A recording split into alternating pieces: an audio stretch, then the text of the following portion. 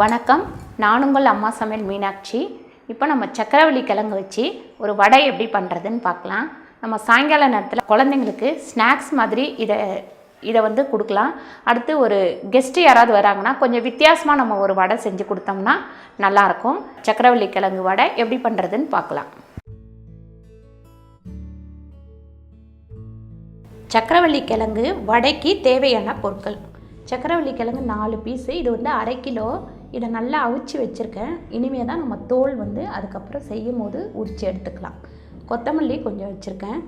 ஒரு 4 ஸ்பூன் அளவு பச்சரிசி மாவு, 4 ஸ்பூன் அளவு கடல மாவு, வெங்காயம் 2 பெரிய வெங்காயம் பொடியாக நறுக்கி வச்சுருக்கேன்.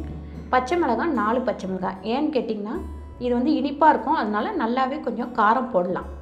தேவையான அளவு உப்பு, தேவையான அளவு எண்ணெய். பாருங்கள், இந்த சக்கரவள்ளி கிழங்கு நான் வேக வச்சு வச்சுருக்கேன். இப்போ இந்த தோல் உரிச்சிட்டு எடுத்துக்கலாம்.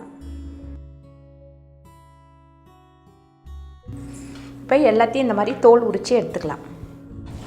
பாருங்கள், இந்த சக்கரவள்ளி கிழங்கு நல்லா மசிச்சாச்சு. இப்போ இதில் பச்சை மிளகாய்,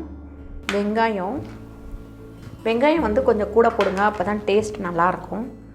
இந்த கொத்தமல்லி, இந்த அரிசி மாவு, பச்சரிசி மாவு, இந்த கடலை மாவு, சால்ட் வந்து நம்ம நல்லா 1 ஸ்பூன் அளவு போட்டுக்கலாம்.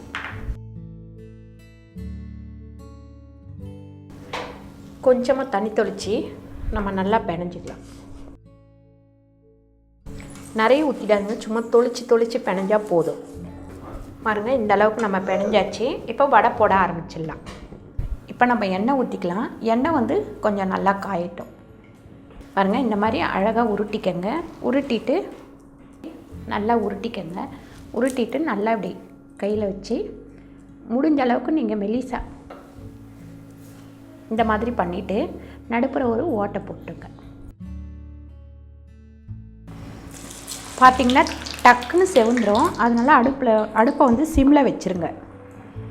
பாருங்கள், இந்த மாதிரி டக்குன்னு செவுந்துடும், அதனால் உடனே அடுப்பை வந்து சிம்மில் வச்சுருங்க. சிம்லையே வேக விடுங்க, அப்போ தான் நல்லா கரெக்டாக கொஞ்சம் மொறுமொறுனும் ஒரு பொன்னிறமாகவும் வரும். பாருங்கள், இந்த பக்குவத்துக்கு நீங்கள் எடுத்துருங்க.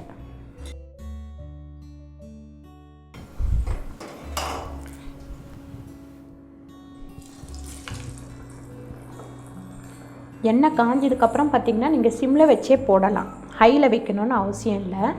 சக்கரவள்ளி கிழங்கு குழந்தைங்களுக்கெல்லாம் தாராளமாக கொடுக்கலாம். அவங்களுக்கெல்லாம் உடம்புக்கு வந்து நல்லா ஹெல்த்தியாக இருக்கும்.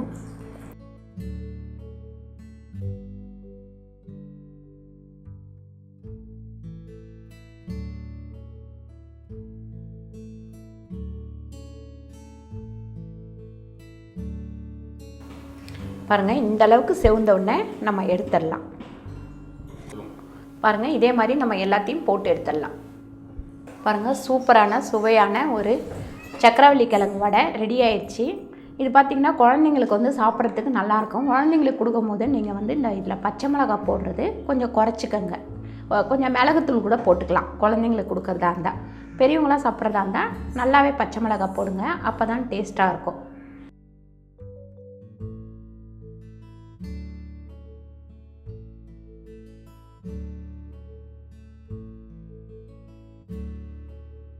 இந்த வீடியோ உங்களுக்கு பிடிச்சிருந்தா லைக் பண்ணுங்கள், ஷேர் பண்ணுங்கள், சப்ஸ்கிரைப் பண்ணுங்கள், ஃபேஸ்புக்கில் ஷேர் பண்ணுங்கள், மறக்காமல் கமெண்ட் பண்ணுங்கள். நன்றி, வணக்கம்.